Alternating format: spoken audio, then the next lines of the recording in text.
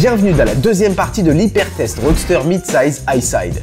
Pour ceux d'entre vous qui ne suivent pas, on a réuni 9 roadsters de moyenne cylindrée et avons testé leur freinage, leur accélération et leur performance sur un circuit de vitesse. Après une méthodologie indiscutable que vous pouvez voir dans la partie 1 de l'Hypertest, nous avons établi un classement de la 9e à la 5e place. 9e et bonne dernière, l'Aprilia Shiver manquait de puissance face à la concurrence. Et malgré un freinage performant, elle n'a pas pu menacer les forces en présence. Avant-dernière, la Yamaha NT09 offre un moteur extrêmement agressif et des vraies sensations à l'accélération. Mais cette agressivité se paye cash en efficacité. La partie cycle ne suit pas et la place au fond de la classe. 7e, la BMW F900R était une vraie surprise. Car avec un moteur de seulement 105 chevaux, elle réussit à se classer 5e au chrono sur circuit. Et ce, grâce à un caractère moteur prévisible et une partie cycle efficace. 5e ex-aequo, la Suzuki GSX-S 750 a montré un tempérament de vraie petite sportive rageuse. Un gros 4 cylindres large et lourd dans une partie cycle affûtée, ça fait toujours le taf en efficacité. Sans parler de son excellent freinage et du sentiment de sécurité qui règne à bord. L'autre 5e, c'est la Kawasaki Z900, la plus puissante du lot. Une machine très facile à prendre en main, avec un moteur très efficace en sortie de virage grâce à son couple et à sa progressivité. Son seul vrai défaut, c'est sa garde au sol. Elle frotte très tôt en virage, ce qui l'empêche d'être plus rapide sur un tour chrono. Place maintenant au quatuor de tête. Seuls Triumph et KTM sont encore en lice avec chacun 2 motos très affûtées. Et la 4e au classement est... C'est moi qui devine? Non, vas-y. KTM 790. Oui. Ouais, bizarre pourtant. Quand tu pars avec cette moto, tu t'attends pas à pouvoir rouler aussi vite sur circuit. Non, parce que la position, elle a l'air vraiment pas faite pour ça. Elle est assez haute, c'est un peu comme ça. Enfin, c'est vraiment pas naturel. Normalement, sur circuit, tu as vraiment besoin d'avoir du feeling avec l'avant. T'es plutôt bas, t'es plutôt un peu regroupé sur la moto. Là, c'est tout l'inverse, quoi. T'as l'impression d'avoir une super moto pour faire le con sur route, mais jamais sur piste. Le truc avec KTM, c'est le poids. C'est-à-dire que là, ils ont tout misé sur la légèreté. Très très légère. Et ouais. finalement, même si elle fait partie des moins puissantes, elle est tellement légère que le rapport poids-puissance, il est top. Parce que c'est la puissance d'une F900R. 105 chevaux. 105 chevaux. Comme la BMW F900R, sauf qu'il y a combien de kilos d'écart? Je n'ai pas le chiffre en tête, mais il y a bien 20-30 kilos. Ouais. Une trentaine de kilos d'écart. Donc forcément, elle la défonce en performance pure, quoi. Ce moteur, il est étonnant aussi parce qu'il a quand même de la force en bas. Il ressort des virages hyper facilement. Je sais pas vous, mais moi ça m'a surpris à chaque fois. On s'attend justement à une moto un peu feignante en bas, un peu plus, tu vois, très accessible en termes de performance. Et finalement, la force qu'il a en sortie de virage. Et au final, tu roules, alors je sais pas toi, mais tu roules un rapport au-dessus dans beaucoup de virages avec celle-là. À part les épingles. Oui, parce qu'elle tracte. Mais dans tous les virages un peu rapides où il faut un peu de relance, où déjà t'as pas envie d'être emmerdé par le frein moteur.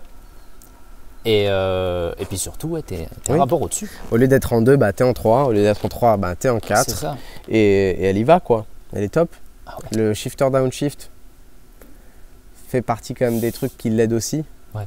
C'est quand même genre dans les zones de freinage et tout, ça fait gagner un temps fou. Elle est bien équipée, quoi, comme souvent chez KTM. Oui, les suspensions sont bonnes. Les suspensions sont bonnes, comme elle est légère, elle n'a pas besoin d'avoir des freins de ouf. En fait, elle ralentit très facilement.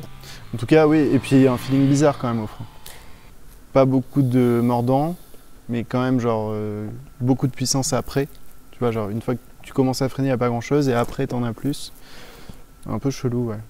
Et même globalement, un feeling un peu étrange. Tu vois, un peu molle. Puis du mouvement.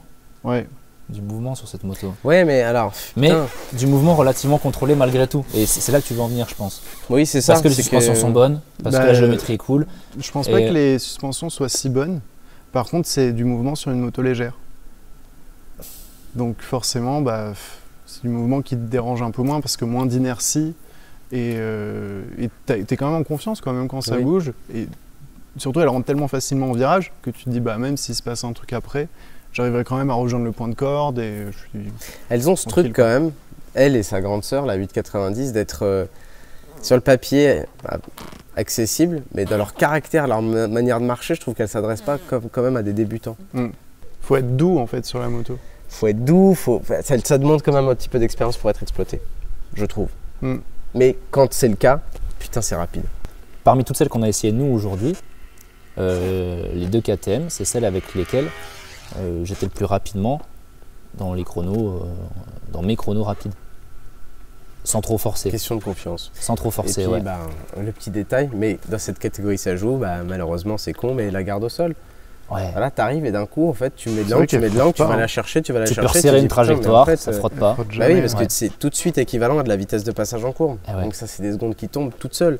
Donc voilà. Et au final, est-ce que la position vous a emmerdé en roulant vite? Non. Non, ça allait. Quand je suis parti, je trouvais ça vraiment bizarre. Comme à chaque fois que je pars avec une Duke. Et dès que tu es dans un virage, tu es sur l'angle, tu te dis non, en fait, c'est bien. Bah, c'est ça. Mais t'imagines la position de la GSX-S sur la Duke? Avec ce poids et... Avec ce poids, cette garde au sol, ce moteur, genre. Ouais. Donc oui, on a l'impression que la position n'est pas si mauvaise et tout, mais ça l'aide pas à rouler vite quand même. En tout cas, ça m'a pas gêné. Bon, du coup, vous allez trouver facilement la 3e. Podium. Allez, on est dans le trio de tête. Ouais. Triomphe. Street R. R. C'est logique. Qu'est-ce qu'on peut lui reprocher à cette moto? À part, oui. Par rapport à la RS, par rapport à la version haut de gamme. Par rapport à... Dans l'absolu. Oui, c'est vrai que quand tu roules avec, tu dois lui trouver des défauts. Bah, faut se concentrer quand même. À part, oui, il y a des fourmillements, machin, les trucs un peu... Elle est un peu plus sèche. Elle est un peu sèche, effectivement. Le feeling avec le frein un peu plus sec, le feeling avec les suspensions, il est un peu plus sec, mais ça donne un peu de lecture. Je trouve qu'il y a moins de filtres. En fait, quand tu essaies la RS, tu as beaucoup plus de retour d'informations, tu es plus connecté à la route. La RS, elle est plus performante, les suspensions sont plus fermes, tout est plus onctué, même le frein. Mais finalement, tu as moins de feeling, tu es moins connecté au bitume. C'est souvent comme ça. C'est souvent comme ça sur le marché avec les versions standards et les versions haute performance, même sur les sportives. Je trouve qu'une R pour la piste, moi, c'est idéal, quoi. Même si ça va un petit peu moins vite qu'une RS.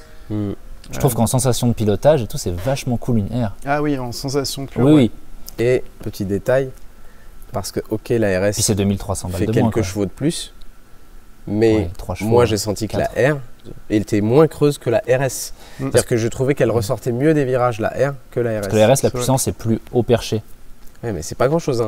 Je crois qu'il y a 5 chevaux d'écart entre les deux, mais le couple en bas, quand tu montes sur la RS après la R, tu fais « Oh putain, elle sort pas ». Bah en fait, ce qui est très différent, tu vois, entre là nos 4 motos de tête, c'est que à chaque fois on a la version de base, enfin quasi de base, et la version améliorée. Mais sur la Triumph, c'est des améliorations dont tu n'as pas vraiment besoin au final. C'est pas comme sur la 790 où tu te dis, ouais, quand même des meilleures suspensions, y a pas un gap peu de fou, plus de puissance et tout, ce serait cool. 15 chevaux de plus quand même sur la 890. Et en fait, quand tu es sur la 790, tu te dis, ça en ferait vraiment une bonne moto. Mais quand tu es sur la Street Air, tu lui demandes pas grand chose pour être meilleur, quoi. Tu te dis, bah franchement, laissez-moi celle-là, ça me va très bien, quoi. Oui, c'est que de la finition, un peu de gueule, quelques chevaux à 10 000 tours. Et encore, que tu vois que quand tu es à 10 000 tours. À aucun moment ça m'a manqué. Non.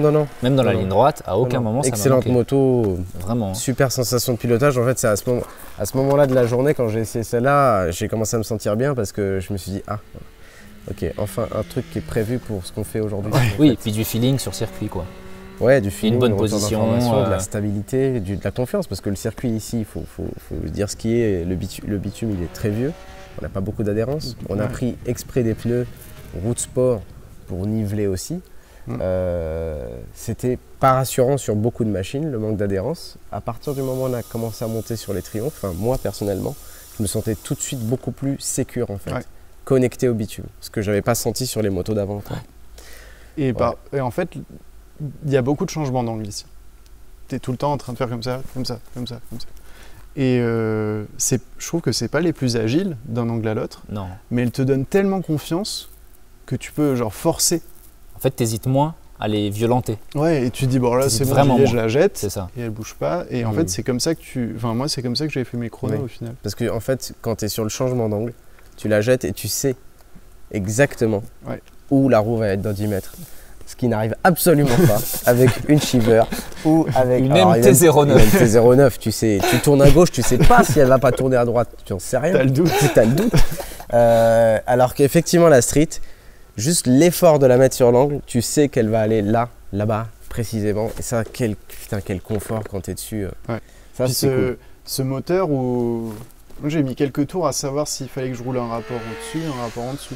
Oui, bah, les 3 cylindres quoi. Ouais, c'est chelou quoi. Mais au final, les deux fonctionnent. Je sais pas si tu as fait Ouais. des tests. Moi, j'ai essayé justement un rapport au-dessus. Je me suis dit, bon, là, c'est sûr. Ah bah non, c'est le même temps. Oui, j'ai fait Ouais, exactement allez, pareil. regarde, un rapport en dessous. Voilà, voilà. Ah bah non, c'est le même temps. Bon, bah ça veut dire que le moteur est extrêmement complet aussi, tu vois.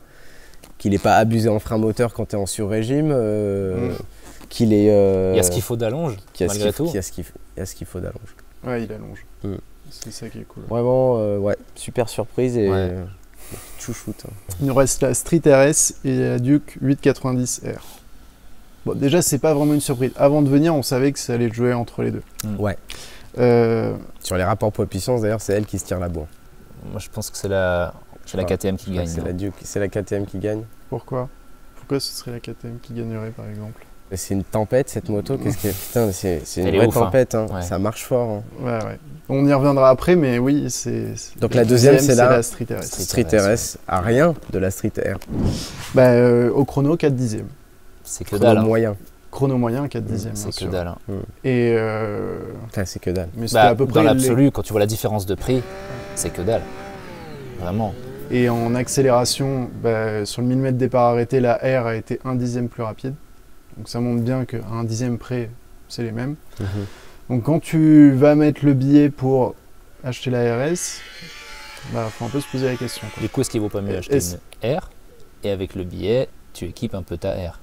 Non mais t'as pas assez, mec. Rien que les Je sais freins, si tu veux mettre les mêmes freins. Ah, je c'est dis pas qu'il faut les possible. mêmes En tout freins. cas, Parce je voulais que- juste dire qu'il ne faut pas aller chercher la RS pour avoir plus de puissance. Hmm. Voilà. Faut pas se faire avoir Ça sur fera- les en petits tout chevaux cas, qu'il y a en Que plus. ça ne fera pas une différence pour un usage sur circuit. Le mec il veut se faire plaisir, avoir des beaux freins, de la belle pièce, Oui, oui. une belle finition, parce que c'est vrai qu'elle est quand même plus Ah, jolie mais la pour RS. tout le reste, Le tableau de bord il a rien Bien à sûr. voir. évidemment. Bon, et du coup, le Street RS, Mm. suspension, est-ce que c'est beaucoup mieux que la R? Bah, ce qu'on sent tout de suite quand on monte dessus, c'est qu'il y a un vrai travail des suspensions qui est beaucoup plus rigoureux, précis, ferme. Et du coup, on se dit, au début, genre, là, Là, c'est... ah, voilà, Là, je gagne 8 là, je secondes. pose le casque. Quoi. Pneu froid, Et bah non, en fait. Non, parce qu'au final, je l'ai trouvé, moi, plus physique à emmener. Un petit peu, ouais. Et du coup, ces suspensions peut-être plus fermes, cette rigidité qu'il y a en plus sur la RS fait que tu as moins de retour En fait, d'information. je la trouve un peu plus exigeante. La différence, je pense, qu'une RS peut faire, c'est sur un circuit et avec des pneus qui adhèrent de dingue. Ouais. C'est que quand tu as beaucoup plus d'adhérence et des meilleurs pneus, c'est-à-dire des pneus de gamme plus racing, je pense que là, la RS est vraiment beaucoup plus rapide. Quoi. Là, peut-être un peu trop rigide, un peu trop ferme par rapport à l'adhérence qu'on avait aujourd'hui. Parce qu'il faut dire que de série, elle n'est pas livrée avec ces pneus-là, la RS. Elle est livrée avec des pneus un peu plus haut de gamme, un peu plus Oui. sportifs. Si tu veux une moto plus puissante, Si ne tu veux une prends moto pas la- plus, Enfin, ça sert à rien de prendre la C'est ça. RS. si tu veux une moto plus statutaire, tu peux prendre la Plus RS. confortable quand même. Aussi, ouais. Oui, vraiment. Il y a vraiment qu'il y a des gens qui se lèvent le matin qui disent je veux une moto statutaire. Oui, Ah ouais? c'est sûr. Moi Bah, non. François déjà, je pense. Bah, déjà, moi, regarde, je roule en MT-07, statutaire. Qu'est-ce qu'il y a? C'est Pour ça. résumer voilà. et dire des choses intelligentes, s'il vous plaît, 2 secondes, c'est que pour Attention. le coup, non mais pour le coup, honnêtement, il y a trop peu d'écart entre une RS et une R.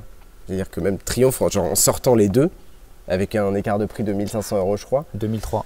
2003, bah, j'ai l'impression qu'ils sont un peu loupés dans le sens où ce qu'ils vendent en plus sur la RS, et c'est pas suffisant en fait. C'est-à-dire que la R, pour moi, elle est trop bien par rapport à la RS pour justifier 2300 € d'écart.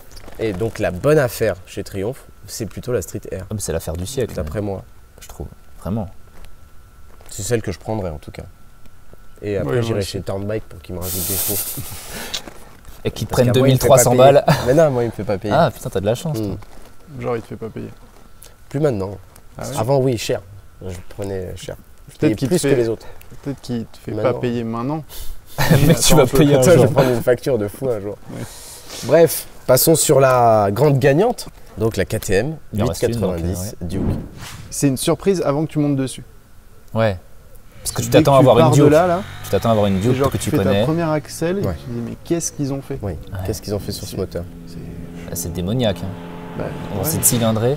En fait, c'est les seuls trucs que tu peux un peu reprocher à la 790. Donc, un manque de puissance, des suspensions voilà, pas Mezzo. parfaites, un freinage un peu chelou. Bah ok, pas de souci, on vous règle ça, Ouais, monsieur. c'est fou. On vous rajoute 20 chevaux, des suspensions Le freinage il est incroyable sur la, Ouais. sur la 890. Là, ils ont mis les Brembo Stylema. Genre, d'habitude, tu as ça sur des sportifs. Là, qui c'est prennent démesuré, genre 350 km/h et qui pèsent 200 kg. Ouais. Là, tout est incroyable. L'équipement, il est ouf. Bah, on a tous fait notre meilleur tour avec elle en fait. Mm. Et elle colle 4 dixièmes à une Street RS. Donc 8 dixièmes à une Street R. Et là, ça commence à faire beaucoup. On n'est pas loin Bah, de la ouais. seconde. Si on nous avait dit, genre, il y a 3 ans qu'une KTM serait plus rapide qu'une Triumph Street R. Mm. Mais même il y a 2 ans. Hein. C'est intelligent ce qu'ils ont fait, c'est-à-dire qu'ils sont partis sur pas un multicylindre, enfin un bicylindre parallèle, donc plus petit, moins de pièces, plus léger. Plus Un étroit. châssis très léger. Ouais. Et la légèreté, encore une fois, c'est ça qui l'a fait gagner aujourd'hui, quoi. Je sais pas comment l'expliquer, mais feeling bizarre quand même toujours, quoi. Bah, du Enfin, mouvement moi, en fait. je suis moins bien Une sur moto, la c'est une Duke moto qui a du mouvement aussi. que sur la Street, quoi. Ah oui. La position sur la street, pour moi, c'est la plus naturelle. Ouais, elle est C'est parfaite. celle vraiment des motos qu'on connaît, en fait. Ouais. Elles ont toutes des gabarits un peu particuliers, des guidons comme ça, le cul là, le machin. Ouais. Tu montes sur les streets, t'es chez toi. T'es tout de suite sur une moto normale, en fait. Mm. Mais et puis Pour surtout, l'ergonomie, ils c'est ont pas vachement les pires. progressé.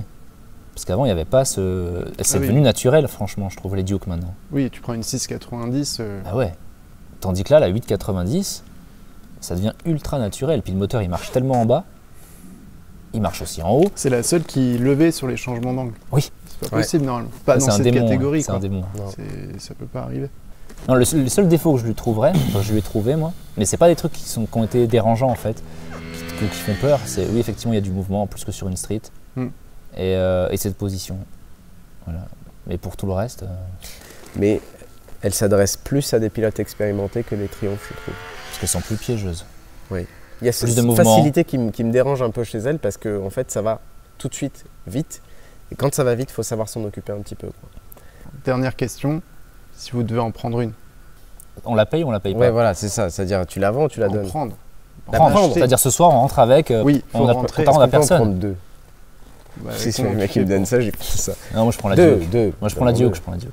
Street, 890. Street Eh RS. bah c'est bien, on est d'accord. Du coup, il me reste quoi, moi? La Shiver. Bah écoute, tu as ta magnifique Yamaha MT-09, ta magnifique Yamaha MT-09 qui t'attend puisque tu l'as kiffé, que ça t'a pas dérangé, tout ça. Et c'est ce que t'as dit, mec. Avec le moteur du MT-09 sur route, qu'est-ce qu'il y a de plus marrant? Ouais, Tu c'est- cherches pas à rouler vite, juste à. C'est pas genre- marrant du tout, c'est juste hyper agressif pour rien. Ouais. Non mais genre, là, pour rien, vraiment rien en fait. Bah, Et- si, parce que c'est. et ça il te s'y pète connaît à en la agressivité gueule et pour à rien. tout ça. Oui. On t'en donne une, Regarde. tu prends ça. Non, Voilà. peut-être pas quand même. Bah ferme ta gueule. Mais je crache pas dessus non plus. Mais putain, Bah non, non. non mais tu prends laquelle? Ah oui. Franchement, j'arriverais pas à choisir. Mais Ouais, je sens vraiment que tu pas. prendrais la 890 Duke, toi.